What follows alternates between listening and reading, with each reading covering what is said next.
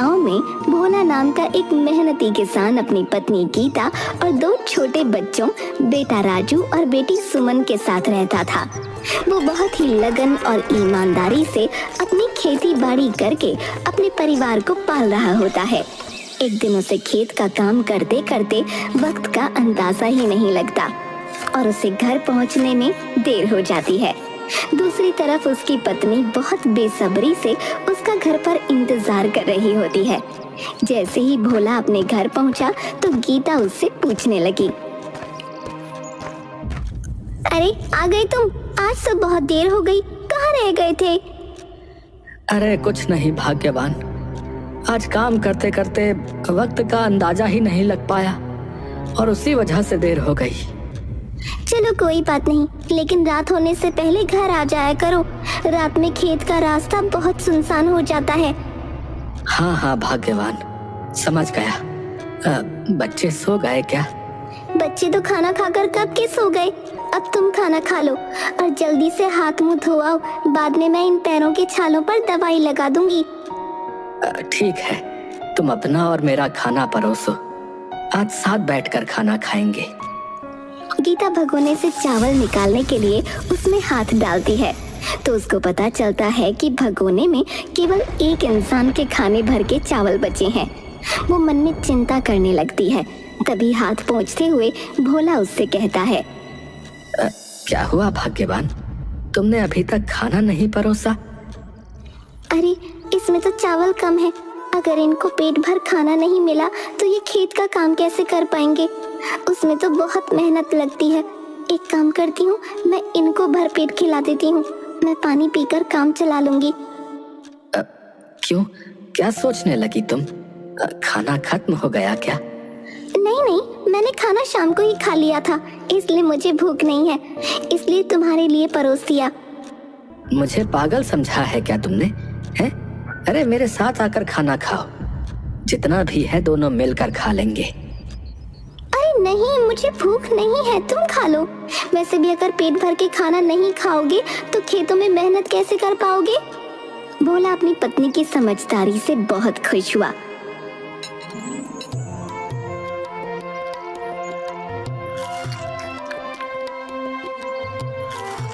फिर दोनों साथ में खाना खाकर सो जाते हैं। अगले दिन वो जब खेत में काम कर रहा था तो उसका दोस्त राकेश भी अपने खेत से उसको देखता है कि भोला आसमान की तरफ देखकर तेजी से मेड़ बनाने का काम करने लगता है। राकेश उसके पास आकर हंसते हुए कहता है, अरे भोला, अरे तूने ऐसा क्या देखा रे आसमान में जो तेरे काम में हिरन जैसी फुर्ती आ गई? अरे राकेश, तू भी अपने खेत में जाकर जल्दी से मेड़ बना ले, मुझे लगता है आज रात तेज बारिश हो सकती है। अरे कहीं नहीं बारिश हो रही यार, आसमान पूरा साफ है। मैं तो बना ले रहा अपनी मेड़, और तू भी बना ले, मौसम का कोई भरोसा नहीं है। ठीक है भोला, तुम अपने खेत की मेड़ बना लो, मैं तो अब कल ही आकर मेड़ बनाऊंगा, आज वैसे भी बहुत काम कर लिया भैया। भोला अब अपने खेत की मेड़ बनाकर अपने घर जाने लगता है और तभी वो देखता है कि राकेश बिना मेड़ बनाए ही अपने घर चला गया।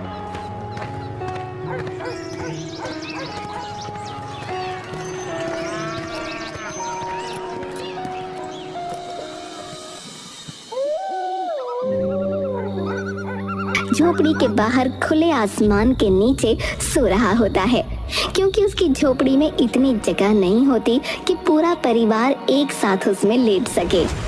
उसी समय उसके ऊपर बारिश की बूंदें गिरने लगती हैं। वो तुरंत हड़बड़ा कर उठता है। उसकी आवाज सुनकर गीता की भी आंख खुल गई। अरे तुम इतनी रात में फावड़ा लिए क्या कर रहे हो? सुनो भाग्यवान, मैं राकेश के खेत की मेड़ बनाने जा रहा हूँ, वरना उसका पूरा खेत बर्बाद हो जाएगा। लेकिन तुमको क्या जरूरत, वो खुद अपने खेत की मेड़ ठीक कर लेगा। अरे कैसी बातें करती हो भाग्यवान, राकेश मेरा मित्र है और मुझे उसकी मदद करनी चाहिए भाई, इसीलिए मैं जा रहा हूँ। अच्छा ठीक है, लेकिन मैं भी तुम्हारे साथ चलूंगी। इतनी रात में तुम अकेले खेत पर नहीं जाओगे। बिजली कितनी तेज कड़क रही है और बारिश भी बहुत तेज हो रही है। नहीं नहीं, तुम यहीं रुको और बच्चों को संभालो।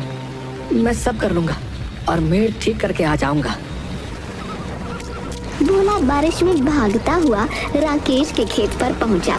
उसके बाद उसने बहुत मेहनत से राकेश के खेत की मेड़ बनाई, क्योंकि बारिश की वजह से मेड़ बार बार टूट रही थी। वो रात भर खेत में मेड़ बनाता रहा और आखिर में थककर वहीं सो गया। सुबह जब राकेश ने देखा कि रात में तेज बारिश हुई है तो वो बहुत घबरा गया और चिंता से रोते हुए खेत की तरफ भागा। खेत में पहुंचकर उसने देखा कि उसका खेत बिल्कुल ठीक है और वहीं पास में भोला लेटा हुआ है। वो समझ गया कि भोला ने ही उसके खेत की मेड़ ठीक की है। भैया भोला, अरे अरे उठो, अरे देखो सुबह हो गई। अरे राकेश, तू यहाँ? अरे तू रो क्यों रहा है भाई? भैया मुझे लगा मेरे खेत की मिट्टी बह गई होगी। अरे मेरे होते हुए मैं तेरा नुकसान थोड़े ना होने देता।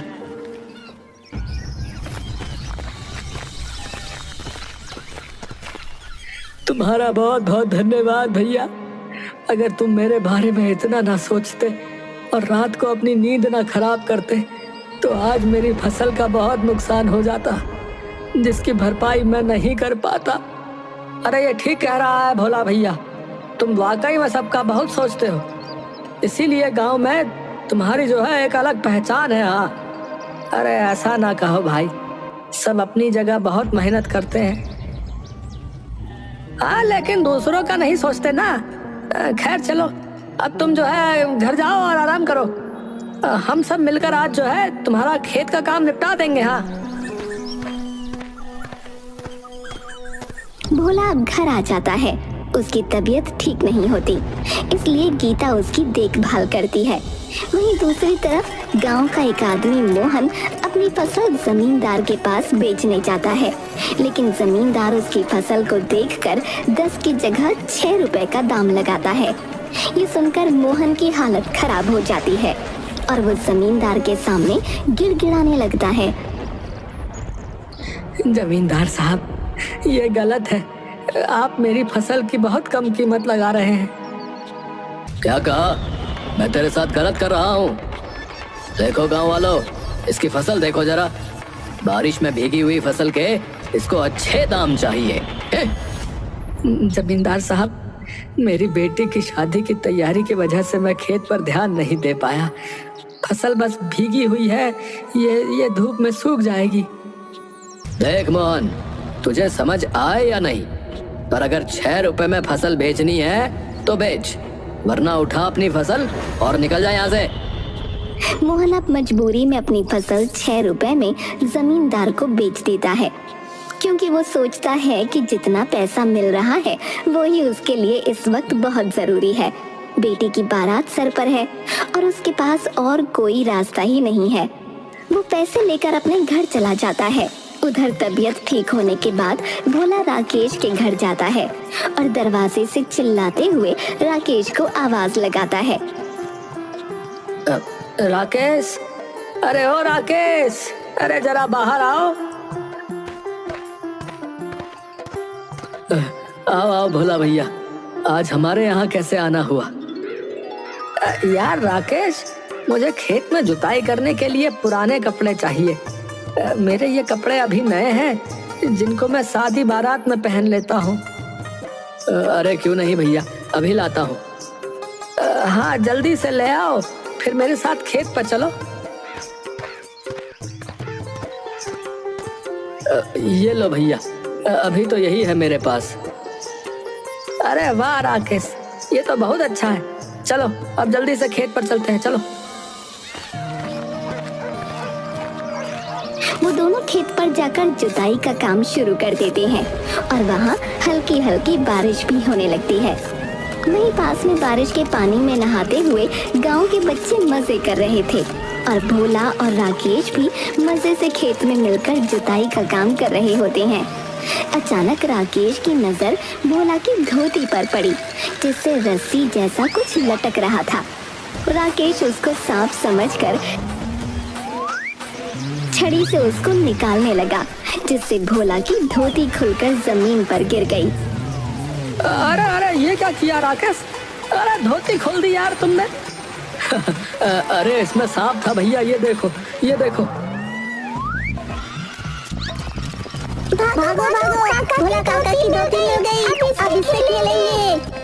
ये देखकर राकेश को बहुत हंसी आती है, क्योंकि अब भोला निक्कर पहने हुए जिस पर गीली मिट्टी लगी हुई थी, बच्चों से धोती छीनने के लिए खेत की मिट्टी में गिरते पड़ते उनके पीछे भागने लगा था और एक हाथ से अपना नेकर पकड़े हुए था, जिससे वो खुल न जाए। ये देखकर बच्चे और राकेश को बहुत मजा आता है। वो भोला को पूरे खेत में इधर उधर भगाते हैं। अंत में भोला थक कर एक जगह बैठकर अपनी इस नादानी पर हंसने लगा। अरे क्या भोला भैया, बच्चों को पकड़ नहीं पाए, ये लो अपनी धोती। अरे ये जरा जरा से लड़के जो है बहुत शैतान है भैया, और तुम जो है उनसे ज्यादा शैतान हो, है? खूब मजे ले रहे थे। अरे सच में तुमको पहली बार ऐसे किसी के पीछे भागते देखा है भैया, तो ऐसा मौका कैसे छोड़ता बताओ। ठीक है, ले लिया मजे, अब धोती दो और खेत का बचा काम निपटवाओ।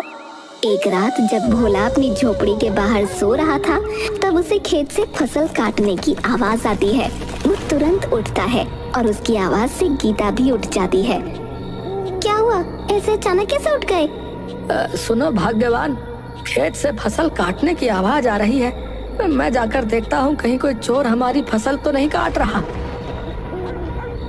मैं भी तुम्हारे साथ चलूंगी, तुम्हारा अकेले जाना सही नहीं है। ठीक है, चलो जल्दी। खेत पर पहुंचकर भोला देखता है कि एक आदमी उसकी आधी फसल काट कर लिए जा रहा है, लेकिन वो शांत खड़ा उसको देखता रहता है। लेकिन गीता जैसे ही शोर मचाना शुरू करती है, भोला उसको मना करके घर वापस ले आता है। और आकर गीता भोला से लड़ने लगती है। कैसे बुज़दिल आदमी हो तुम? चोर तुम्हारे सामने तुम्हारी मेहनत की फसल काट कर ले गया और तुम उसे रोकने के बजाय मुझे ही यहाँ लेकर आ गए। देखो भाग्यवान, तुम्हारा गुस्सा जायज है, लेकिन वो कोई चोर नहीं, हमारे गांव का ही एक मजबूर आदमी था। ऐसी कैसी मजबूरी कि चोरी करनी पड़े? होती है मजबूरी। खैर अभी सो जाओ, मैं ये सब तुमको जो है कल सुबह समझाऊंगा। अच्छा। अगले दिन गांव वाले अपनी अपनी फसल लेकर बेचने जाते हैं और वहाँ पर मोहन भी अपनी फसल लेकर आता है, जिसको सब अजीब तरह से देखने लगते हैं, क्योंकि इस बार उसके खेत में फसल ही नहीं होती है। जमींदार उसको बुलाता है। आओ आओ मोहन, फसल लाए हो बेचने? जरा दिखाओ तो फसल कैसी हुई है इस बार। जमींदार साहब, इस बार मैं अपनी फसल को 10 रुपए के हिसाब से ही बेचूंगा, क्योंकि इस बार मैंने बहुत मेहनत से अच्छी फसल उगाई है। मेरे सामने झूठ बोलता है नालायक, हैं? अरे जब तूने अपने खेत में फसल लगाई ही नहीं तो फसल कैसे हुई तेरी? मुझे पता है ये तूने भोला के खेत से चोरी की है। नहीं नहीं नहीं नहीं जमींदार साहब, ये फसल मेरी ही है, मैंने कहीं से नहीं चुराई। चुप नालायक, गाँव वालों पकड़ो इसे, ये चोर है। मोहन, तुझे मैं अभी पुलिस के हवाले करवाता हूँ। मोहन रोते हुए जमींदार से माफी मांगने लगता है और अपनी बेटी की शादी तक की मोहलत मांगता है। जमींदार उसको थोड़ा समय दे देता है, लेकिन उसी बीच 2-4 दिनों में गांव में और लोगों के यहाँ चोरी हो जाती है, लेकिन किसी को इस बात की भनक नहीं लगती। ये लो जेवर और पैसे, और मेरी लाडली बेटी की शादी में कोई कमी नहीं आनी चाहिए। पिताजी, आपके पास तो पैसे थे नहीं, फिर ये कहाँ से आए? अरे बेटा, ये मुझे जो है ना वो हाँ जमींदार साहब ने दिए हैं और कहा है कि अपनी बेटी की शादी धूमधाम से करो। ये सुनकर मोहन की पत्नी और बेटी बहुत खुश होते हैं। अगले दिन मोहन की बेटी शादी में जेवर पहनकर बैठी थी। तभी एक औरत पीछे से जोर जोर से चिल्लाने लगी, अरे बहन सुनो, ये जेवर तो मेरे हैं, इसके पास कैसे आए? औरत की बात सुनकर वहाँ भगदड़ मच गई। अब हर कोई मोहन की तरफ देख रहा था। तभी जमींदार मोहन से पूछता है, लेकिन मोहन चोरी उसने की है ये बात मानने को तैयार नहीं होता। तब जमींदार पुलिस को बुला लेता है। पुलिस के 2 डंडे पड़ते ही मोहन अपना जुर्म कबूल कर लेता है। मुझे माफ कर दो दरोगा साहब, मैंने अपनी बेटी की शादी में दहेज की मांग पूरी करने के लिए चोरी की थी। झूठ बोलता है, ये इसकी आदत है। पहले भी इसने भोला की फसल चुराई है। अरे चोर कहीं के, अरे पहले चोरी करता है और पकड़े जाने पर नई नई कहानी सुना रहा है। मोहन की ऐसी हालत देखकर भोला से रहा नहीं जाता और वो भीड़ को चीरता हुआ आगे बढ़कर जमींदार और पुलिस वाले से कहता है, मैं जानता हूँ दरोगा साहब कि मोहन ने मेरी फसल चुराई, लेकिन ये सच बोल रहा है। अरे ये देखो गांव वालों, ये आलिया मोहन का वकील है।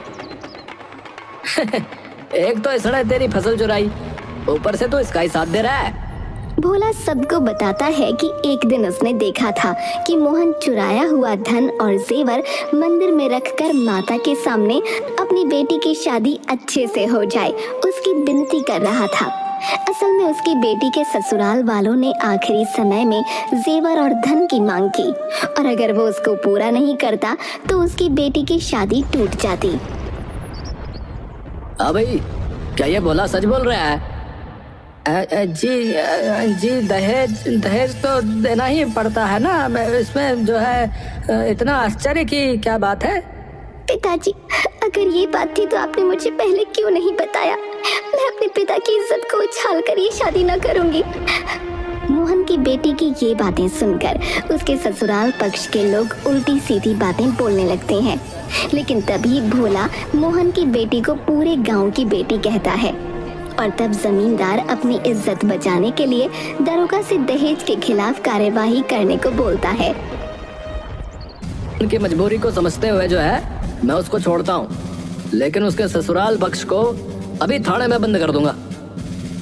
दरोगा की फटकार सुनकर ससुराल पक्ष के लोग डर जाते हैं, लेकिन तब भोला बात संभालते हुए कहता है, मैं मोहन की बेटी को अपनी बेटी समझकर जो है भेंट स्वरूप अपनी फसल का वो आधा हिस्सा और ये कुछ पैसे देता हूँ, जिससे उसकी शादी ना टूटे और गांव की इज्जत बच सके।